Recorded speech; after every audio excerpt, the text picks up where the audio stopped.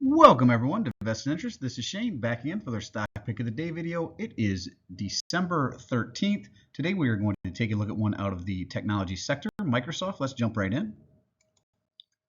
If you want to know more about this company, check them out at www.microsoft.com. That's www.microsoft.com. That is their homepage, and you are probably well aware of this company if you are online, if you are a gamer, if you do anything in the IT space, or use a computer, or use any of their many products, apps, downloads, the cloud. Again, this is a behemoth of a company. They've been around, since at least the 70s, I believe. And I wanted to highlight over here on the left, you can see all of the different countries they have offices in, and I'm thinking that they cover the gambit, right? From Afghanistan down to the Dominican Republic to Rwanda, Zimbabwe, United Arab Emirates, Ukraine, Uganda, Nigeria. I mean, countries I've never even heard of. Norfolk Islands, Northern Mariana Islands, Oman. I mean, I think they've got an office in every country in the world. And if not, it's pretty doggone close. And you're, like I said, well aware of a lot of their projects. If you've used Word, Excel, Outlook, 365 is what they're calling their whole system now, all their apps, Microsoft Defender, OneDrive. If you're a gamer, Xbox, Microsoft Teams, we use that in my company for a lot of our Teams meetings. They have their hands in AI, their Azure AI solutions. They have a cloud-based solutions. I mean, they are just a behemoth of software, hardware, anything in the IT space. Again, you are probably well aware of this company, whether you realize they're Microsoft products or not. I'm sure a lot of you have used Word and Excel. Almost anyone who goes through school now. These were just getting started whenever I was in graduating high school, going off to college. Now they're pretty much used, on a daily basis. Word, Excel, PowerPoint, Outlook. I mean, it's pretty common. My Outlook is what our company uses for our internal business email as well. So we are really, at least my company, and I'm sure a lot of other companies out there are well utilizing Microsoft products. Now, the reason we are taking a look at them, and we are talking about Microsoft Corporation, ticker MSFT, out of the technology sector. They were down a whopping 1 cent today. It looks like they're down a little bit more in the after hours. So not a big drop on the day, but I'll be honest, I had trouble finding anything that was down today. The market really responded well to the Fed saying that they were going to probably be done raising rates, and most likely looking like in 2024 dropping rates a little bit. The market really responded positively to that. So almost everything in my portfolio was up today. I think I had one or two positions. Verizon was slightly down, Pfizer was slightly down, but other than that, almost everything in my portfolio was green today, and some positions significantly so. So again, the market really responded well.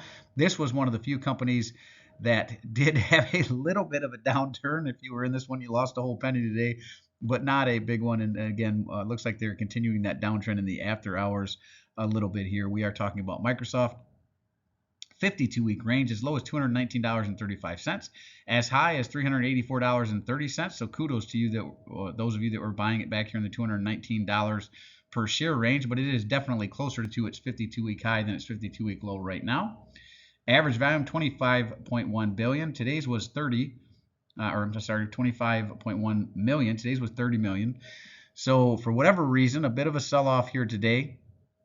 Market cap of 2.782 trillion. Yes, that's right, trillion with a T. It's one of the trillion-dollar companies out there, and actually a multi-trillion-dollar company at this point. Beta of 0.90, so they are slightly less volatile than the overall market. But a lot of times when a company is volatile like this, you can use that volatility to your advantage, right? Big span from their 52-week low to their 52-week high. So if they were to reverse course and head back towards their 52-week low, maybe you could get them back in the $200 range. I think anything under $270 for this particular company would be a steal of a deal. Anything under $300 really for this one, I would probably look to jump in at some point. Price to earnings is elevated, but a company like this with fast growth in the tech sector is going to have an elevated PE ratio. I do feel like it's a little overvalued right now. And we'll see that based on dividend yield theory here in a minute that it is. But Again, 36.2. If you could get this back down into the 20s, again, that would probably be ideal for a price to earning ratio on this one. EPS, earnings per share, is $10.33. Next earnings date somewhere between January 22nd through the 26th. Forward dividend yield is $3 on the year. They are a quarterly payer. We'll see that here in a little bit. Very, very low starting dividend yield on this one, 0.8%. So again, I would wait personally. I am waiting for a pullback on this one. Under 270 is where I'm looking to buy in on this one. And I'm looking for more of a 1.5% dividend yield is what I'd really like to buy into this one, 1.5 or even better. Ex-dividend date, February 14th, so they will pay out on March 13th, right? One-year target estimate, at least according to Yahoo Finance, $405.53 per share. So they see a bit of upside appreciation on this one over the next year. Now let's get into statistics. Look at dividend yield theory. To do that, you'd click on statistics. You'd go down to dividends and splits. Look at their 5-year dividend yield average, 1.01, compared to its current 0.80. So since it is lower than their 5-year dividend yield average, that speaks to overvaluation on this one. That's why I said I'd love this one back in the 1.5 range to give me some undervaluation. But again, right now, currently potentially overvalued, at least according to dividend yield theory. Payout ratio of 26.36%. So they have a lot of room to increase this dividend over time, which is a good thing because, again, it is a very low starting dividend yield. Even if you were to get it on a pullback and get it above the 1% at 1.4, 1.5, that is still a pretty low starting dividend yield. Now, you want to get into the financials of a company if you are interested in buying individual stocks. You need to understand the balance sheet, the income statement, the debt to equity ratios. Are they paying down debt? What do their margins look like? Are they growing over time? What do their revenue look like? Is it growing over time? All that is good information. For our particular purposes, we are going to look at free cash flow, and we want growing free cash flow over time because dividends are paid out of free cash flow. And typically, when you have a company that pays out dividends, if their free cash flow is growing, they will pay out growing dividends as well. 2020 here, $45.2 billion. 2021, big jump up to $56 billion. 2022 up to $65. Little bit of a drop here in 2023 so far, though we are not done with the year yet. So keep that in mind. It looks like to date we're at 63, right? So keep that in mind. We are not done with the year. I believe we will probably surpass this 2022 number. And overall, from 2020 to 2023, we do see growing free cash flow over time. Now, you can also see here the repurchase of capital shares. They are aggressively rebuying back shares, right? 22 million plus shares, 27, 32, 22, just very aggressively rebuying their own shares back. Now, I always recommend more than one source, so another one that I like is stockanalysis.com. It's going to show you the same information as Yahoo Finance. They do go back further in time than Yahoo Finance does. Part of the reason I like them, plus they present the information in a very nice, easy to understand manner, such as this forecast analysis here, where the 40 stock analysts have taken a look at this. They actually call it a strong buy where it's at. Again, I'm waiting for more of a pullback on this one than the whopping 1 cent we got today, but they do call it a strong buy.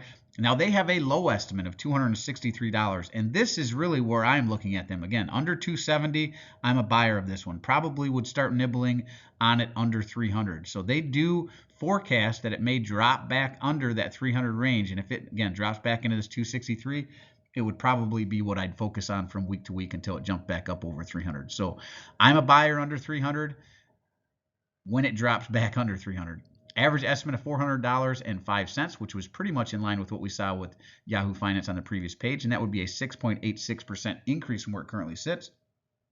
And if it happened to hit their high estimate of $600, that would be a 60.27% increase from where it currently sits, and you could collect that, less than 1% dividend yield along the way. I like to get into the statistics here, look at return on equity and return on invested capital, see how a company is doing reinvesting back into itself. I like 10% or better. Return on equity for this one, 38.3%, smoking high. Return on invested capital, 24.92%, smoking high there too. Also, EPS growth is another metric I like to look at. I like 5% or better. They're sitting three times that at 15.41%, and revenue forecasted growth over the next 5 years at 14.28%. Again, All the numbers on this one look very, very good. This company is not going anywhere. It's a sticky business. If you're a gamer, whether you do anything on the computers, personal computers or business computers, they are involved in all of it, right? Their software, Word, Microsoft Word, Excel, PowerPoint, Teams, it's just being utilized by the majority of people all around the world. And their dividend history, they are a quarterly payer. They do pay out on the March, June, September, December timeframe. Low payout ratio. It says 29% here. We saw it a little lower there from Yahoo Finance before. And let's just cut it in the middle and call it 25%. Anything under 30% is super low. Gives them a lot of runway to increase this dividend over time. And they are in double digits, 10% dividend growth. With them being so low, to be honest, I would like to see a little better dividend growth, especially with such a low dividend yield on this one and such great free cash flow growth. But again, tech companies have to reinvest to keep up with technology, to be on the cutting edge. So this 10% might be the best you get on this one, and that's not bad. That's a really good dividend growth. Anything in double digits is really good. That is Microsoft. Let me know what you think down in the comment section. Really appreciate you watching. Don't forget to subscribe. Hit that subscribe button down below and join me on this journey to financial freedom. Join the Vested Interest community. Hit that notification bell as well so you're notified whenever we put out any new content. Let me know what you think of Microsoft. Is it in your portfolio? Is it one you are watching? Hit that thumbs up button. Share with anyone you think that might find value in the content. This is the Vested Interest Stock Screener. This is how I look at a company on a high level like we just did. And to see if I am interested in investing in it, it must meet 5 of 8. If it's a financial company like a bank, it must meet 6 of 9. Well, as always, appreciate you stopping by. If you haven't done so already, don't forget to show me some love. Hit that thumbs up, ring the notification bell. Most importantly, subscribe to the channel. Again, join us on this journey to financial freedom. It really does help out a small YouTube channel like me. Join the Vested Interest community. Hit that notification bell as well. I do personally read and respond to the comments. I'm always interested to read your questions, opinions, or suggestions for future topics. So if you have a company like Microsoft you'd like me to add to the Stock Pick of the Day series and do a video on, drop it down in the comment section below. I'll work it into the rotation. And this is Shane signing off, wishing peace and prosperity to you and yours. And remember, financial security comes to those who take a vested interest. Hey, thanks for stopping by, and we'll see you in the next one. I'm not a financial advisor. Nothing in this presentation should be considered financial advice. I'm only sharing my opinion in investing journey for educational and entertainment purposes. Investing involves risk and changes money. You should never invest any amount you're not comfortable losing. Always do your own research, invest based on your situation, circumstances, and select criteria, or seek the advice comes from a certified financial advisor.